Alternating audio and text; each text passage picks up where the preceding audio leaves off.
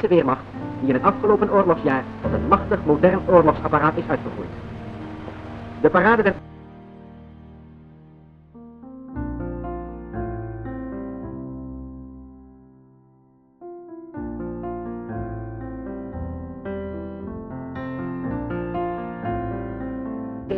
om zich geheel te wijden aan de verdediging van de stad hunner inwoning. Ook de stadswacht, het leger in de tweede lijn,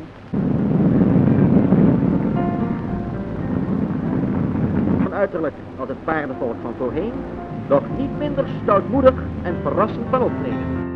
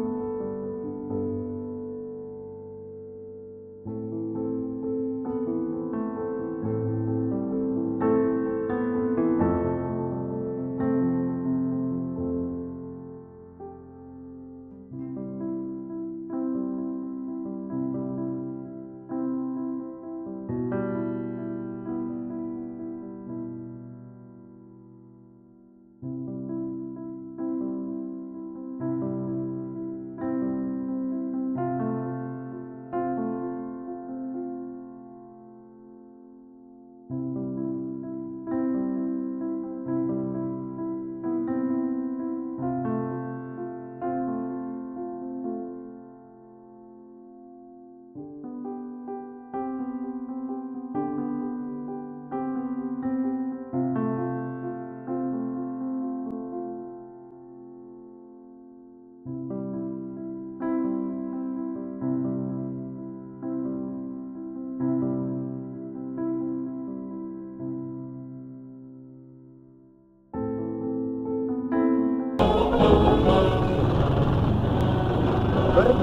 itu, barisan pesawat tentara laut Jepang berjalan juga berderet-deret di dalam kota.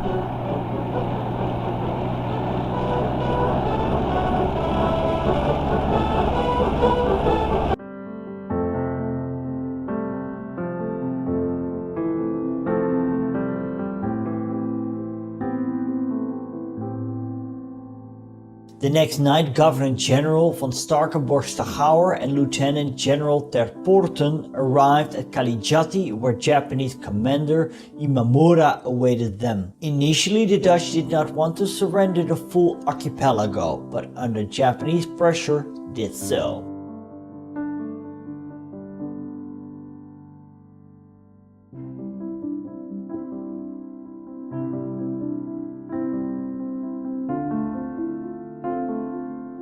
改ざんの身をバンドンに幽閉中であった前ライン総督シュタルケンボルク、陸軍長官テル・ポールテン中将らオランダ、イギリス、豪州アメリカ連合軍の幹部44名が小脇に控えた3冊の探偵小説に抗戦の夢を洗おうとする。これが土着民の幸福を犠牲にして王侯貴族も及ばぬ権勢を誇ったライン総督が自ら選んだ道である。降伏の当時、呆然と構えて反省の色も薄かった彼らも、敗戦1ヶ月余りの今日となっては、帝国の揺るがだる誠意の前に、極めて従順に捕虜収容所へ送り込まれました。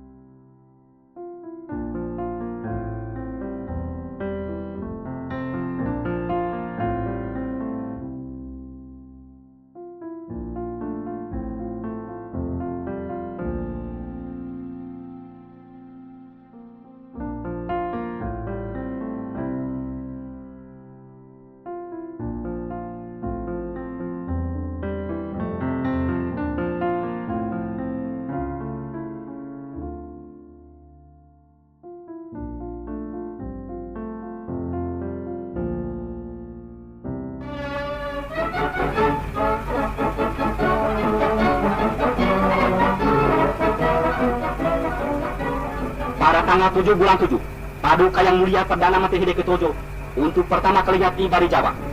Di waktu itu, di seluruh Jawa sedang diadakan pergerakan meruntuhkan kekuatan Amerika dan Inggris. Dengan perasaan gembira dan terima kasih. Tojo Naikaku Souri Daijinは7月7日、全住民の熱石高らかなジャワに初の訪問を行いました。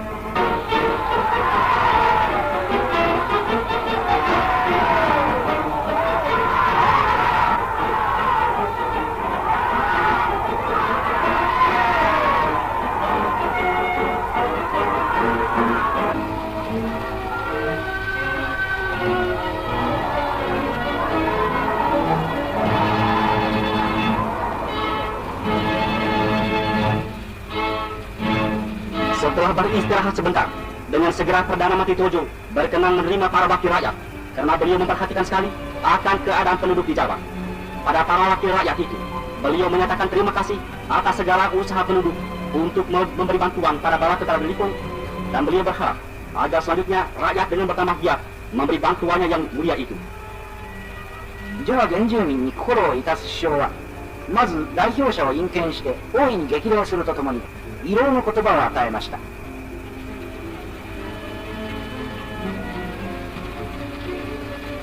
渾身の努力をいただめることを切望する次第であります。天皇陛下万歳！万歳！万歳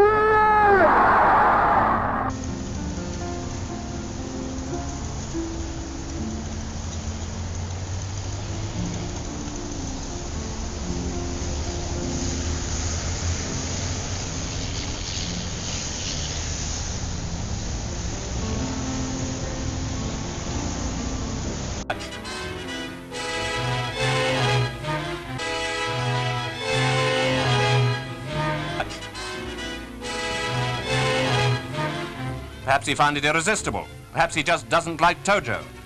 More likely still, he hopes to get off by appearing to be insane. Okawa, by the way.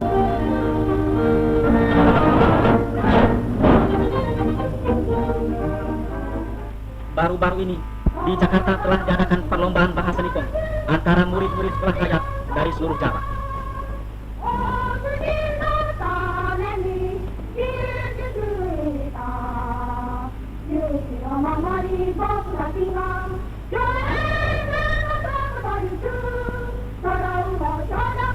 Gambar ini memperlihatkan ketika Emir, seorang murid si Hayagako, Jakarta, sedang membaca yang telah mendapat hadiah nomor 1.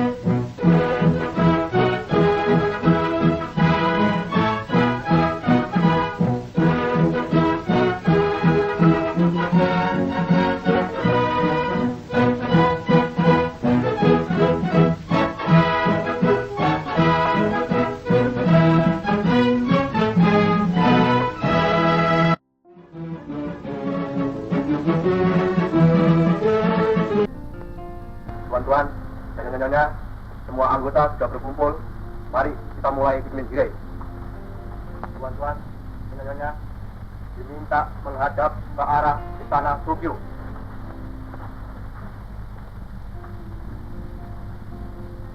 Yo, hai. Sekret. Sore. Mengening cipta untuk berterima kasih kepada prajurit-prajurit Nippon. Maksud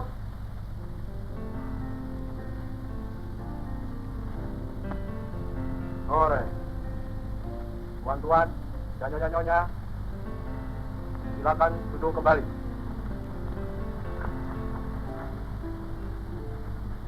Tahun ke atas dan mempunyai semangat kebaktian serta mendahulukan diri untuk melaksanakan maksud dan tujuan hukum baik.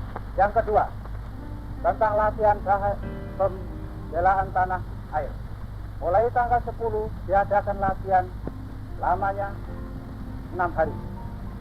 Pembicaraan ini kali berlainan sekali dengan yang dulu. Selain daripada usaha mencegah bahaya kebakaran atau jaga bahaya udara, ini kali dianjurkan untuk menyelamatkan diri sendiri. Pemberian tahuan ini kali hanya demikian saja.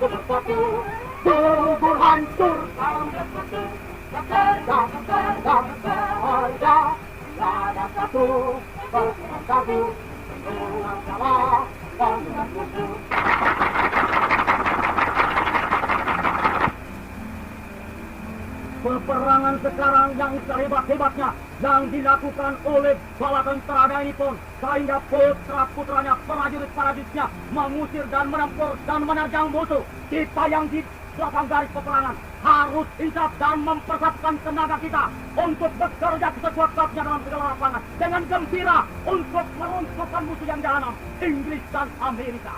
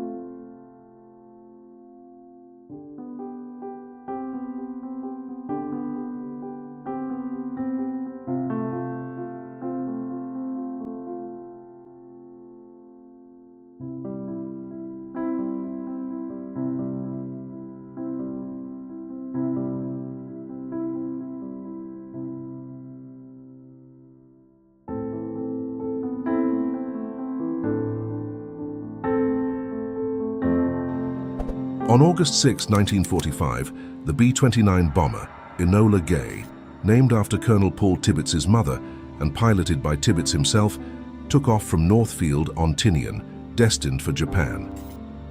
Enola Gay was part of a trio that included two other B-29s, the Great Artiste, commanded by Major Charles Sweeney, which carried instrumentation, and a then nameless aircraft later named during takeoff. His assistant, Second Lieutenant Morris Jepson, removed the safety devices only 30 minutes before reaching the target area. Three other B-29s flew about an hour ahead, acting as weather scouts. Enola Gay reached Hiroshima with clear skies at 8:09 local time, at which point Tibbet, at 8:15 Little Boy, which contained approximately 64 kilograms or 140 pounds of uranium-235, was released. It took 44.4 seconds to fall from the aircraft, flying at about 9.4 kilometers until it detonated approximately 580 meters above the city.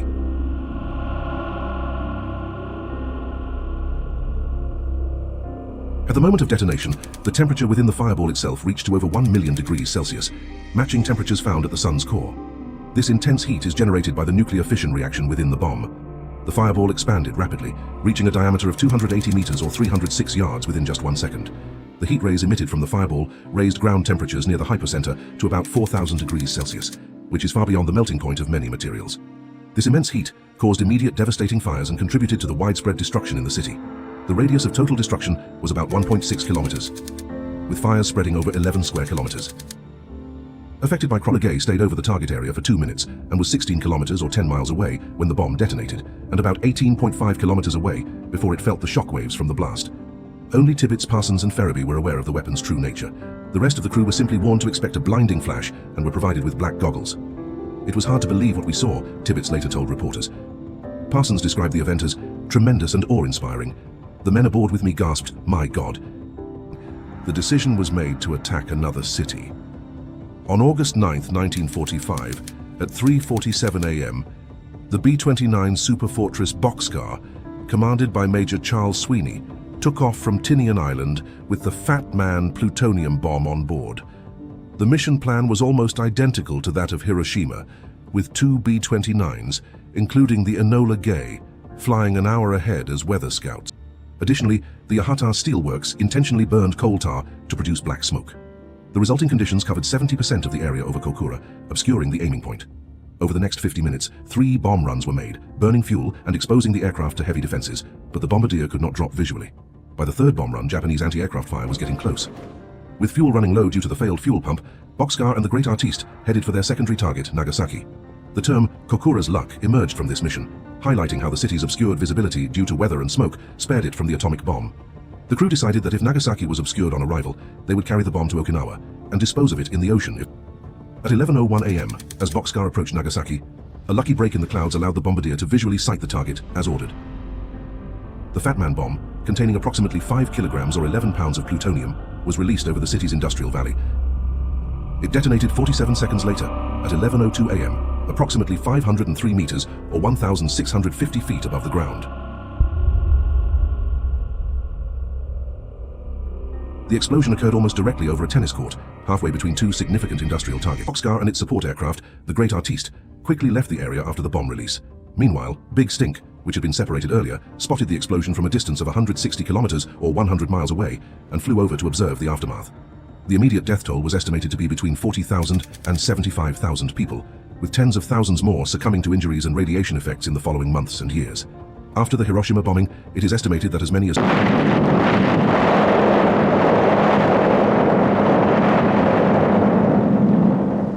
towering mushroom effect could be seen going higher and higher and reaching into the stratosphere. Because the bomb was exploded high above the ground, the greatest part of its harmful radioactive material was dissipated in the stratosphere. As a result, the area under the explosion was relatively free from radioactivity. Persons entering Nagasaki shortly after the explosion to do rescue work sustained no ill effect or injury.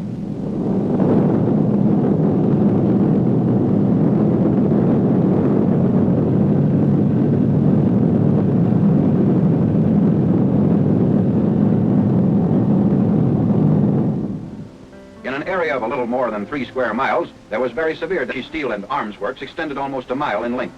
Its buildings were modern and typical of American industrial construction, having steel frames and roof and siding of corrugated metal or asbestos. corrugated metal from the framework of the building. Where corrugated metal remained, it was pushed in like tissue paper. These buildings show a varying degree of destruction depending upon proximity to 0 point and building strength.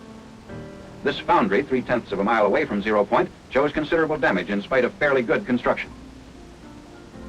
Other buildings were stronger, some being constructed to support heavy overhead cranes. Freight roll aboard the USS Missouri in Tokyo Bay. Here on the morning of September 2nd, the drama of surrender reached its climax. In a ceremony that lasted only 20 minutes, the fate of Japan was sealed forever.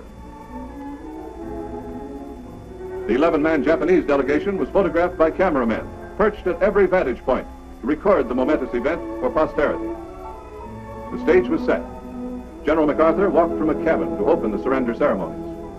We are gathered here, representatives of the major warring powers, to conclude a solemn agreement whereby peace may be restored. The terms and conditions upon which surrender of the Japanese imperial forces is here to be given and accepted are contained in the instrument of surrender now before you. I now invite the representatives of the Emperor of Japan and the Japanese government and the Japanese Imperial General Headquarters to sign the instrument of surrender at the places indicated. On behalf of Emperor Hirohito, Foreign Minister Mamoru Shigemitsu signed for the Japanese government. Japan accepted unconditional surrender according to the provisions of the Potsdam Declaration.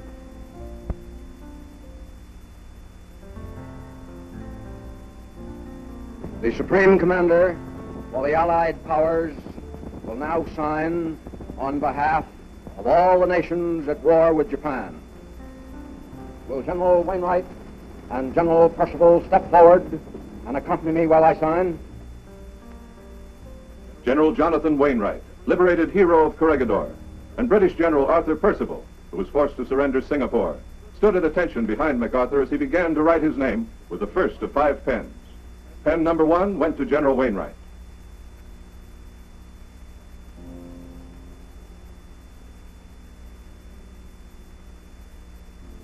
The second pen was handed to General Percival. The third and fourth were earmarked for the National Archives and West Point. The fifth, Mac kept for himself. These proceedings are closed. The main drama of surrender was over. Now, throughout the Japanese Empire, in 5 designated surrender regions, the field armies of Japan laid down their guns. All enemy forces in China yielded to Generalissimo Chiang Kai-shek. Those in Manchuria and Northern Korea to the Soviets. In the Burma Theater, East Indies, and Southwest Pacific, they gave up to Admiral Mountbatten and the Australian commander. Admiral Nimitz took the surrender in the Central Pacific. And General MacArthur in Japan, Southern Korea, and the Philippines.